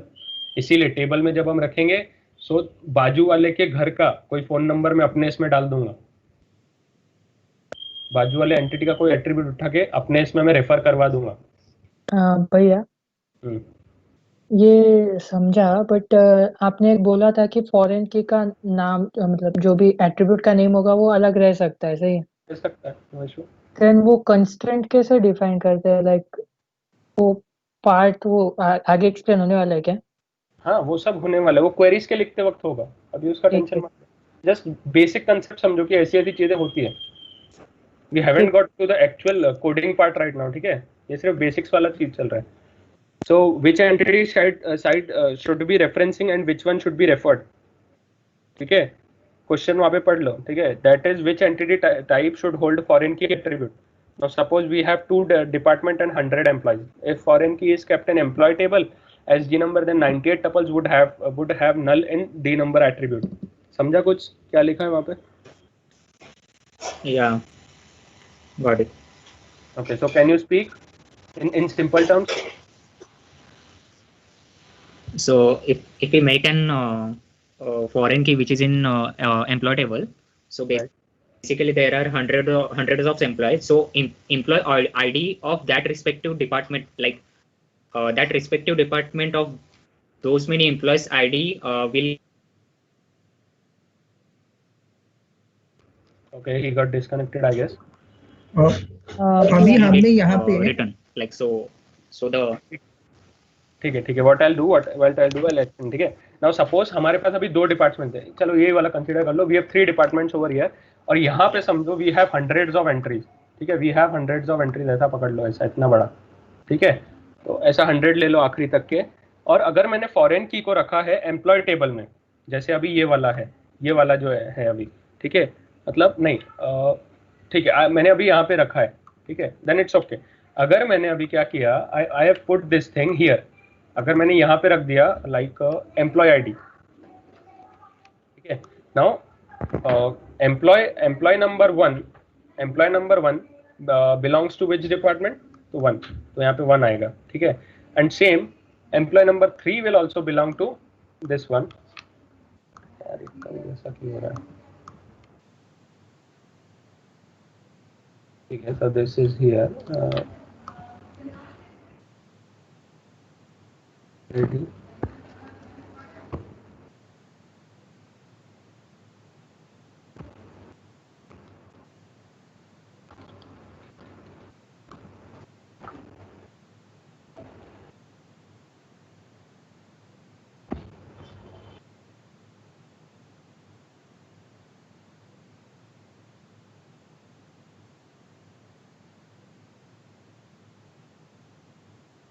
अच्छा एक सेकंड, ठीक है, एक सेकंड, ठीक है. So what I will do, I will put over here, हाँ. सो ये सेम चीज, then employee ID 1 belongs to department ID 1, right. Then same employee ID 3 also belongs to this one, and this goes as ENTC, right. उसके बाद employee 4 also belongs to this one, and this goes at ENTC. So you can see the amount of redundant it is getting, मतलब ये वाला जो column है ये पूरा redundant होते जाएगा, ठीक है. इतना समझा, हाँ. सो अभी मैं और एक एग्जांपल बताता हूँ, ठीक है. इसको I'll do Control Z. I'll take another example कि where you have basically यहाँ पे तुम्हारा आएगा डिपार्टमेंट, राइट. यहाँ पे आएगा डिपार्टमेंट और यहाँ पे आएगा मैनेजर आईडी, ठीक है. But manager itself is employee, तो डिपार्टमेंट आईडी 1 का manager would be suppose I will say 4, department ID 2 का manager would be suppose I will say 3, ऐसा करके, ठीक है. अब अगर मैं ये वाली चीज को आई पुट मैनेजर, अगर मैं डिपार्टमेंट आईडी को सोबत सांग तिला, अगर मैं डिपार्टमेंट आईडी को I put here, what we can say, serves as manager for which department, ऐसे अगर मैंने डाला, ठीक है. सो अभी 1 विल सपोज ऐसे कि 1 कोई भी डिपार्टमेंट का ये नहीं है, what I can say manager नहीं है. Same goes with 2, but I say 3 is manager to department ID 1, 4 is manager to 2, and this one is to no one, this one is to 3. So you can see the amount of redundancy we are getting. यहाँ पे null, यहाँ पे null, यहाँ पे null. But अगर मैंने वहाँ पे डाला रहता, ठीक है, यहाँ पे अगर मैंने डाला रहता मैनेजर आईडी, मुझे सिर्फ यहाँ पर एम्प्लॉय आईडी देनी पड़ती थी. 1 का जैसे अभी इज 3, इसका इज 4 एंड इसका इज 6. ये डेट का सिर्फ फर्स्ट वाला कंसिडर करो, ठीक है, 3, 4 एंड 6. मतलब समझा कि यहाँ पे क्यों नहीं इंसर्ट किया और यहाँ पे क्यों इंसर्ट किया. So in general, what we can say, when you have total participation, you can see ऊपर वाले एग्जांपल में एम्प्लॉय डिपार्टमेंट में there is total participation. तो तुम क्या बोल सकते हो, जहां पे भी टोटल पार्टिसिपेशन है वो वाले टेबल में I have to put the foreign key. कुछ doubt? Rather than participation, it should be considered as cardinality also consider होगा ना उसमें. पार्टिसिपेशन भी होगा बट कार्डिनलिटी भी होगा ना. कार्डिनल नहीं, ऐसा नहीं है. अगर पार्टिसिपेशन है तो कार्डिनलिटी होगा, ऐसा कुछ भी नहीं है, ठीक है. कार्डिनलिटी का अब तक हमने यूज कहाँ पे किया, मुझे बता जरा. लास्ट 2 एग्जांपल में did we use cardinality? Cardinality मतलब वो यूज हो, मतलब उसका भी होना चाहिए ना इसमें कंसिडर. नहीं क्यों, like logically why should we use it? Cardinality is just something that tells us कि एक particular tuple can be related to tens of hundreds of tuples of another table. उसका सिर्फ यूज इतना सा है, nothing else. Okay, got it. Right? समझा। Don't get confused मत होना, बहुत सिंपल चीज है, लॉजिकल है, ठीक है। नाउ आगे बढ़ते हैं, page number 43. Yeah. So in 1-to-1 strong entity types and total participation in one entity type, जहाँ पे 1-to-1 रहेगा, उसके बाद total participation रहेगा एक entity type में. So keep the attribute which will reference to another table in the one that is participating totally. ठीक है. In case of 1-1 strong entity types and both entity type with total participation, ठीक है, understand it good. In case of 1-to-1, both are strong entity type and both are in total participation. So कहीं पे भी रखो फर्क नहीं पड़ेगा, या टेबल 1 में फॉरेन की रख दो या टेबल 2 में फॉरेन की रख दो, फर्क नहीं पड़ेगा, ठीक है। या तो फिर दोनों टेबल को कंबाइन कर दो, फर्क नहीं पड़ेगा। Now by this what do I mean, it's very simple. मैं इससे क्या बोलना चाहता हूँ कि you can say you have department, suppose एक स्टार्टअप है, ठीक है, 5 लोगों का एक स्टार्टअप है, और जो हम एप्लीकेशन बनाने वाले हैं, जो हम अपना सॉफ्टवेयर डिजाइन करने वाले हैं, उसमें भी we actually need only 5 fields of interest. एक होगा मार्केटिंग, एक होगा सॉफ्टवेयर डेवलपमेंट, उसके बाद व्हाट एल्स यू कैन से, एक होगा एडवर्टाइजिंग हो गया, ठीक है, एक हो गया डिजाइन फेज, एक हो गया रिक्वायरमेंट एनालिस्ट, ठीक है। सो हर एक बंदे को हमने सिर्फ एक बंदा लिया है हर फील्ड का। सो यहाँ पे क्या हो रहा है, यहाँ पे एम्प्लॉय का एक टेबल बनेगा, उसमें 1 2 3 4 5 आएगा, ठीक है। उसके बाद एक डिपार्टमेंट का टेबल बनेगा, ठीक है। सो एक पर्टिकुलर डिपार्टमेंट को एक ही एम्प्लॉय की जरूरत है, and 1 employee belongs to 1 department. So यहाँ पे 1-to-1 रिलेशनशिप हो गया, ठीक है। सो अगर मैं दोनों को कंबाइन कर दूं, सो यहाँ पे कुछ रिडंडेंसी आएगी क्या?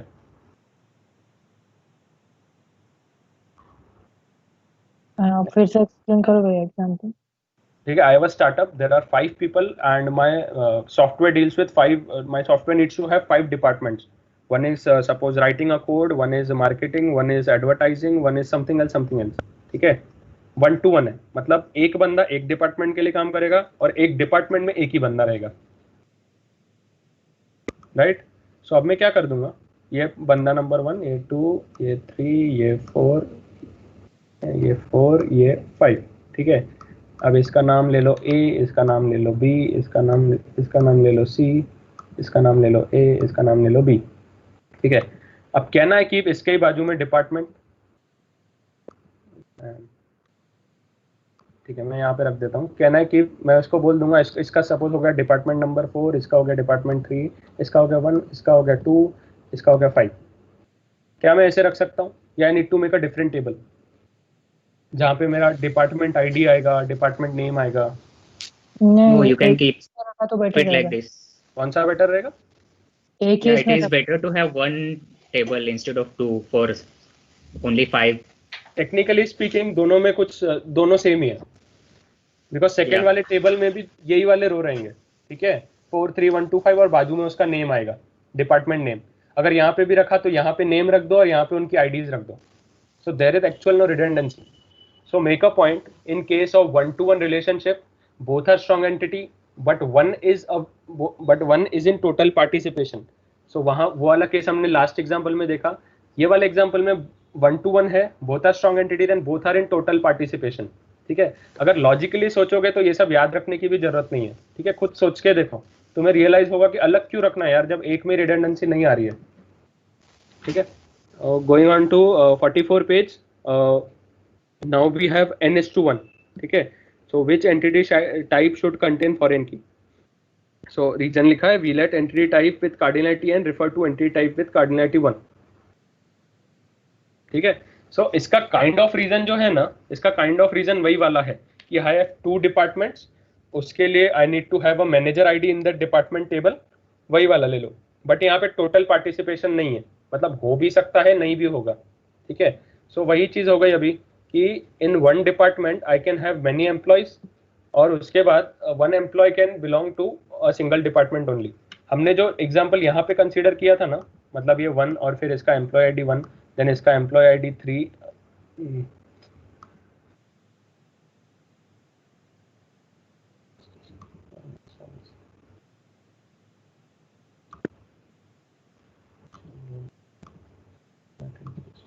हाँ, सो इसका भी इसका 3 and I'll put employee ID over here, EID, right? And then इसको I'll put नीचे.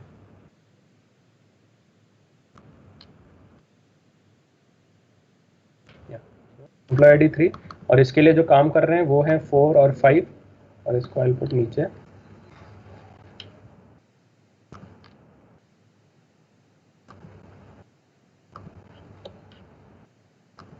ठीक है, 4 और 5 और इसको ले लो 6 और इसको ले लो 2. So I have to copy this. ये वाला इधर मुझे कॉपी करना पड़ेगा. So I am talking about this one case n/1 में. समझा? बट यहाँ पर इट इज नॉट कोई टोटल पार्टिसिपेशन नहीं है ये वाला केस. तो यहाँ पे रिडंडेंसी बढ़ रही है. इंस्टेड अगर मैंने यही वाली चीज ये वाले टेबल में डाली होती है as a department ID column, ठीक है, तो बस मेरा एक एक्स्ट्रा कॉलम बढ़ा रहता है. यहाँ पे मेरी देखो कितनी सारी एक्स्ट्रा आ गई. ठीक है, ये वाली चीज कितने सारे एक्स्ट्रा आ गए. so that's what the thing is. Then going on to NH2M, ठीक है, employee can work on many projects. Each project can have many employees. Which entity type to hold foreign key? Which entity type to hold foreign key? Anyone? जिसका cardinality कम होगा उसका मुझे ना.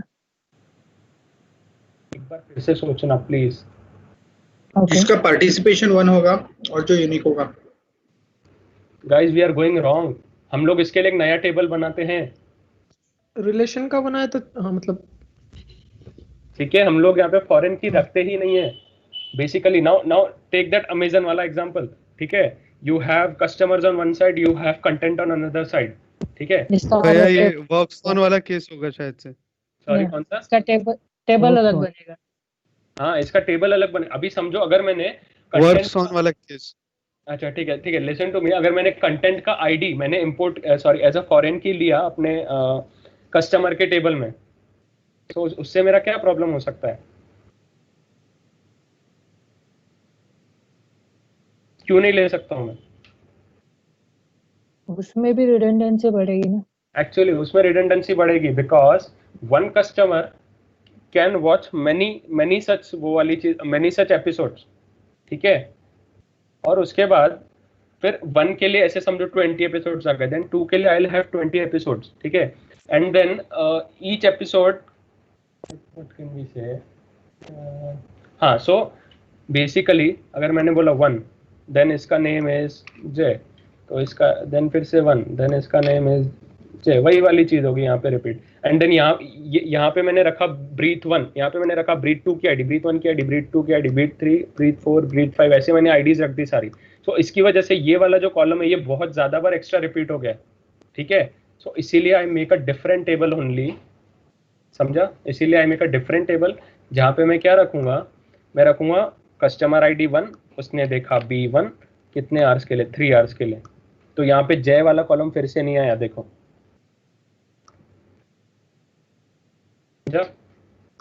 हाँ भैया समझा. ठीक है, सो अभी हमने सारे टाइप्स पढ़ लिए कि कैसा कब आया ER मॉडल में, तो इसको मुझे कन्वर्ट कैसे करना है. ठीक है guys, we will end at 7:50. चलेगा ना? Generalization updating rules. अच्छा क्या तुम लोग कॉर्ड रूल्स खुद से पढ़ सकते हो? It's kind of very easy. ठीक है, यूट्यूब पे एक आध कोई वीडियो देख लेना, काफी इजी होते हैं कॉर्ड रूल्स. ठीक है, अब what we have is page number 34 done है. Then we can have page number 45. वहाँ पे मैंने वही लिखा है मल्टी वैल्यूड एट्रीब्यूट्स अगर रहे तो क्या. सो अगर मल्टी वैल्यूड एट्रीब्यूट्स रहे तो मुझे उसके लिए एक नया टेबल बनाना है. उस नए टेबल में मैं प्राइमरी की ऑफ पेरेंट टेबल भी इंक्लूड करूंगा. ठीक है, तो वही फोन नंबर वाला ले लो. फोन नंबर अगर मेरे पास 4 है, जैसे यहाँ पे ये बना हुआ ये वाला. सो मैंने यहाँ पे स्टूडेंट का नंबर भी लिया है. देखो यहाँ पे सारों का 1 एंड देन इसको ये. तो अगर मुझे इसको एक एक टपल को अगर प्राइमरीली आइडेंटिफाई करना है, सो मैं इन दोनों का कॉम्बिनेशन लूंगा. ठीक है, एस नंबर एंड पीएच अगर मुझे प्राइमरी की अगर डिराइव करनी है तो. ठीक है, अब what we have is M ary relationship, नीचे वाला देखना एम एरे रिलेशनशिप। सो जैसे हमारा वही था ना कि अगर दो अगर रिलेशनशिप्स आर दो अगर entity types are participating in NH2M relationship, तो सेम अभी इसका होगा। यहाँ पे अभी एक नया टेबल बन जाएगा where your primary key can be combination of P1 P2 P3 P4 और एक्स्ट्रा एट्रीब्यूट्स बाजू में रख देना। और ठीक है, कैसे बोल सकते हो, अभी अमेजन का ही ले लो suppose. So what you can say, Amazon का एक टेबल हो गया कि कस्टमर टेबल हो गया, दूसरा टेबल हो गया suppose your content table, and तीसरा टेबल में भी यू कैन से यार तुम लोग तुम्हारा ये ऑर्डर हिस्ट्री क्या है, ठीक है, ऑर्डर हिस्ट्री तुम लोग बोल सकते हो।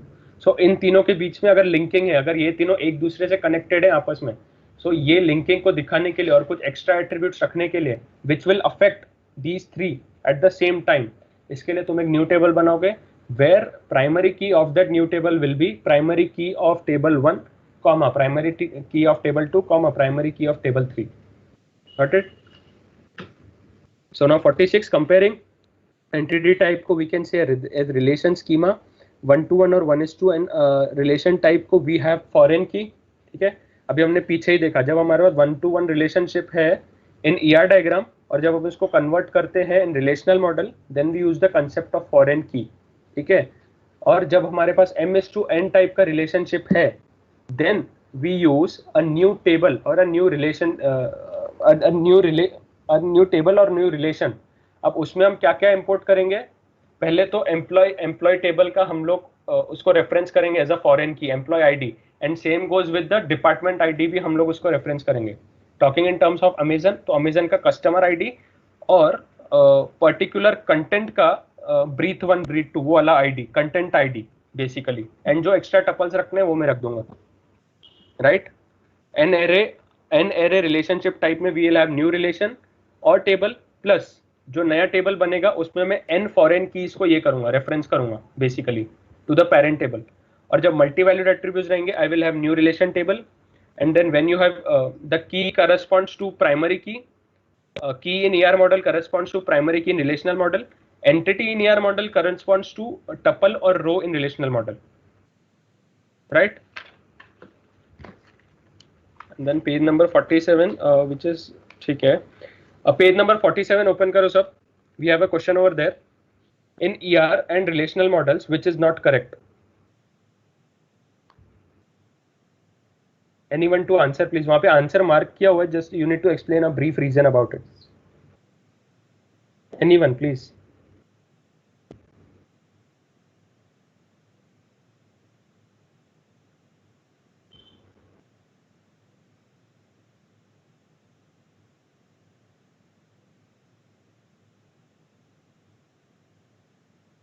Yeah, because it is kind of referring to multi-value. More than one value allowed ही नहीं है ना, because that is why we create two tables for multi-valued attributes. Right. अभी इसका मतलब क्या, an attribute of an entity can have more than one value, but ER diagram में चलता है इतना तो, why is it नहीं, मतलब sorry, relational model में नहीं चलता है ऐसा, an attribute of an entity can have more than one value, relational model में ऐसा नहीं चलता है। Attribute of an entity can have more than one value का मतलब वो multi-valued ऐसा नहीं होता ना? We are making multiple tuples for it, ना? An attribute of an entity can have more than one value, ऐसा relational model में नहीं चलता। हाँ नहीं चलेगा, because this is like किसी का नाम जय भी और किसी का नाम जय भी है, राइट, ठीक है। तो ये कैसे सही हुआ, why haven't we marked this option?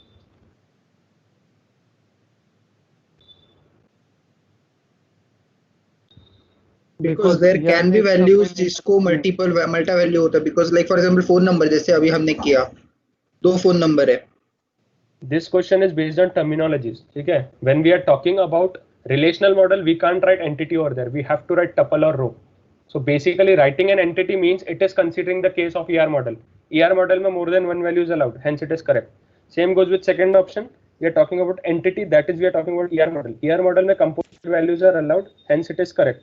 In third one, we are talking about a relation or a table, hence we are talking about relational model. An attribute can have more than one value, which is not correct. Fourth wala, in relational table, we can have exactly one or null value. और null value, ऐसा allowed सही है. है. Relational table में we are talking about relational model, hence this is correct.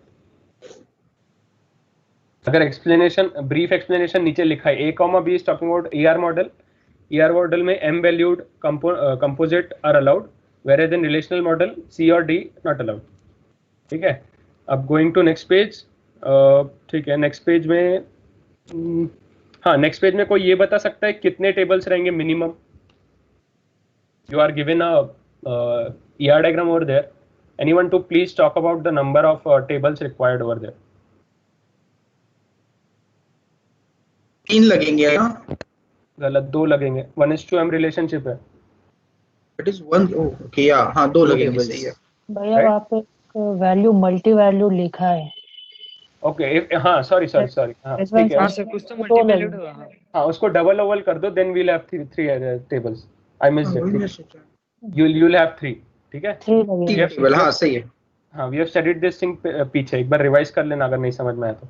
So given table with on delete cascade. ठीक है, ये वाला एग्जांपल इस थोड़ा इंपॉर्टेंट, अच्छे से देखो. ये A is primary key and C is another attribute which refers, मतलब एक टेबल है, वो टेबल का एक एट्रीब्यूट खुद के टेबल के ही एक दूसरे एट्रीब्यूट को रेफर कर रहा है. ठीक है. If 2, 4 is deleted, तो बाकी कौन से टेबल डिलीट होंगे? We are considering कि all referential integrity constraints are applied. ठीक है. And I have considered कि referential integrity constraint ना हो, इसीलिए हम on delete लगा देंगे. मतलब अगर वायलेशन होगा तो जो टपल वायलेट कर रहा है उसको हम डायरेक्टली डिलीट कर देंगे. सो अगर मैंने 2, 4 को अगर डिलीट किया तो और कौन से टपल्स मेरे डिलीट होंगे? भैया 5, 2 and 7, 2. और सोचो. Every other table. हाँ? Every other table. 9. चलो ठीक है, I'll tell the answer. We are running out of time. अगर मैंने 2, 4 डिलीट किया, ठीक है, सो नाउ C रेफर से, ठीक है, मतलब C वो वैल्यू कंटेन ही नहीं कर सकता जो एक A कंटेन ही नहीं कर रहा है. Now because 2 is not contained by A, hence C cannot contain 2, hence 5, 2 and 7, 2 will be deleted. अब because 5 and 7 are also deleted, hence C can't contain 5 and 7, इसीलिए 9, 5 will be deleted too, and no other tuple and no other value of C has 7 in it. So इसीलिए और कुछ नहीं होगा. So 5, 2, 7, 2, 9, 5. समझा? Understood? Yeah. So अभी page number 49, minimum number of tables required. ठीक है, नीचे लिखा है स्किप फॉर नाउ, अभी के लिए स्किप करो. उसमें कुछ ऐसी चीज है विच विल डिस्कस लेटर. ठीक है. सो पीछे जाने का है. जनरलाइजेशन एंड स्पेशलाइजेशन, ये काइंड ऑफ यूज नहीं है लेकिन पूछा जाता है काफी बार. ठीक है. सो पेज नंबर 50, स्पेशलाइजेशन क्या है? Result of taking a subset of a higher level entity type to form a lower level entity type. Basically inheritance तो सबने पढ़ा होगा C++ जावा में. उसमें हम क्या करते हैं कि हमारे पास पेरेंट टेबल है, हम एक 2-3 और बेस टेबल बना देंगे, फिर उनको इनहेरिट करवाएंगे पेरेंट टेबल से, फिर और उसके बच्चे बना देंगे, उसको इनहेरिट कराएंगे उनके पापा से. तो काइंड ऑफ यही है. So you have a person can be a employee और a person can be a customer. ठीक है. Basically talking about an organisation. So एक जो पर्सन रहेगा, एक कोई भी पर्सन टेबल से मैंने पर्सन उठा दिया, अब या तो मेरा वो एम्प्लॉय रहेगा या तो कस्टमर रहेगा. ठीक है. अब एम्प्लॉय आगे एम्प्लॉय क्या रह सकता है? Full time employee, part time employee और एडहॉक एम्प्लॉय. ठीक है, ये हो सकते हैं मेरे पास option. So basically this is specialisation. I am exploring the special properties of each entity type. ठीक है, वो होता है स्पेशलाइजेशन. एकदम हायर लेवल एंटिटी को तोड़ के लोअर लेवल एंटिटीज में ले जाना, kind of this way. So inheritance में अगर मैं बात करूं, सो पेरेंट टेबल से चाइल्ड टेबल पर जाना, ये होता है specialization. If I talk about generalization, ठीक है, generalization is going from child entity to parent entity. अब पेज नंबर 51 पे एक बार देखो, उसका सिग्निफिकेंस लिखा है. What is the significance of generalization is to emphasize similarity among lower level entity types and hide their difference. अगर मुझे अभी बोलना है कि suppose I talk about India and America. ठीक है. अब इंडिया एंड अमेरिका में रेसिडेंट्स कौन है? लोग ही है. अब अगर I am talking in reference of people, so उन सब लोगों को मैं एक साथ देखूंगा, right. But if I am talking about in terms of countries, so मैं उन कंट्रीज को अलग अलग देखूंगा. काइंड ऑफ ऐसा समझ सकते हो. या if I talk about continent, Asia as a whole will be seen as one.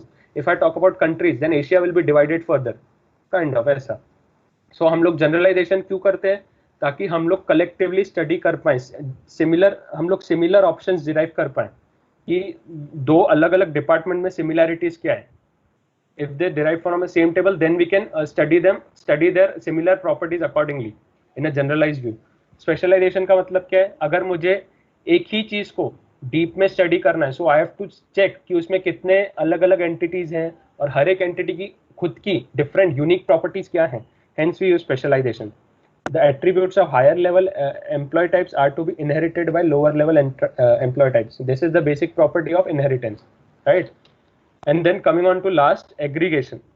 Aggregation basically is a virtual entity type formed when several entity types are aggregated into one. So एक तुम example ले सकते हो, a scenario of a bank which gives out its loans to customers. ठीक है, अब ये कैसा है? Suppose I have a bank, you do a job in a bank, you are an employee to a bank. ठीक है, so bank का काम क्या होता है? कस्टमर्स को लोन देना. Now say you yourself want to take a loan from a customer. From the bank, you yourself want to, being an employee, you yourself want to take loan from the bank. तो क्या लगता है तुम्हें डालना चाहिए customer के table में अलग से या नहीं डालना चाहिए? What do you think?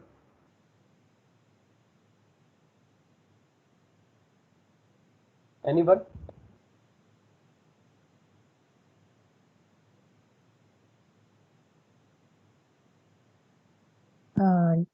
डालना चाहिए एक्चुअली. नहीं डालना चाहिए. क्यों? बिकॉज तेरी डिटेल्स ऑलरेडी कंपनी के साथ, कंपनी के पास प्रेजेंट है. एक लोन लेते हो क्या क्या डिटेल्स लगती है? तुम्हारा सैलरी कितना है, तुम कौन से ऑर्गेनाइजेशन में काम कर रहे हो, these details are already with the bank. ठीक है, बैंक को पता है ये मेरी ऑर्गेनाइजेशन का है, इसकी सैलरी इतनी है. अब बात आती है जब मैं रिट्रीव करूंगा तो कैसे करूंगा? So what I will do, I will go to my salary वाला टेबल. बैंक का मैनेजर जो रहेगा वो बैंक के सैलरी टेबल में जाएगा, वहां से तुम्हारी सैलरी उठा लेगा. फिर वो जाएगा ऑर्गेनाइजेशन डिपार्टमेंट के टेबल में, वहां से तुम्हारा डिपार्टमेंट उठा लेगा. फिर वो जाएगा पर्सनल डिटेल्स वाले टेबल में, वहां से वो तुम्हारा एड्रेस, फोन नंबर, ये सब उठा लेगा. और kind of you are virtually combining these three tables, salary वाला, डिपार्टमेंट वाला, सैलरी वाला, डिपार्टमेंट वाला और पर्सनल वाला, into one. You are kind of, लेकिन एक्चुअल में तुम कर नहीं रहे हो. तुम्हें जॉइंट्स का कंसेप्ट अगर पता होगा तो जॉइंट्स में हम क्या करते हैं, we don't actually combine tables, but जो हमें रिजल्ट दिखेगा वो ऐसे लगेगा कि एक बड़े से टेबल से आया हुआ है. So aggregation is kind of aggregating 3 to 4 entity types into one and getting the required tuple with me. भैया बट इसमें अगर बाकी के एट्रीब्यूट्स देखे लाइक लोन कितना लिया and similar like that loan के हिसाब से, तो वो कहाँ जाएंगे? तो उसके लिए व्हाट यू कैन हैव, अब देखो जब तुम एक कस्टमर का भी टेबल बनाते हो, right, you don't put the loan वाले डिटेल्स तुम कस्टमर टेबल में नहीं रखोगे. What you will do, you will have a different table for loan, you will have a different table for customer, और कस्टमर की ID तुम as a foreign की use करोगे लोन टेबल में, right? Okay, in that case it will fine. हाँ, सो वहां पे हम आईडी की जगह सपोज तुम्हारा जो एम्प्लॉय है, हम उसकी एम्प्लॉय आईडी रख देंगे. क्लियर? या okay. These three terms are very important. इसका कुछ प्रैक्टिकली तुम्हें पूछेंगे नहीं, कुछ कोड लिखने को नहीं बोलेंगे, बट दे रिक्वायर कि तुम्हें ये चीजें पता होनी चाहिए. जितना इनहेरिटेंस इंपॉर्टेंट है C++ के लिए, उतनी ये सारी चीजें इंपॉर्टेंट है DBMS के लिए, ऐसा समझ लो. ठीक है, सो वी आर ऑलमोस्ट, हाँ ठीक है, हो गया आज का session, we are done with it. हाँ, पेज नंबर 53 पे you can see the diagram for aggregation. जैसे देखो लोन टेबल अलग बनाया है, बट लोन टेबल के साथ रिलेशनशिप में वो तीनों table as a virtual entity are connected and customer table is also connected. Page number 53, rounded PDF. And chord rules are to be read by you, so please do read chord rules. ठीक है, जरूर पढ़ना, मतलब पूछ लेते हैं कभी कभी, है पूरे लॉजिकल वो रूल्स, और उसमें से 3-4 रूल्स तो सेम ही है, पता नहीं अलग अलग क्यों इनको नाम दे रखे हैं. अगर फिर भी चाहिए तो मेरे वाले PDF में है, या तो YouTube से वीडियो देख लेना. Okay okay.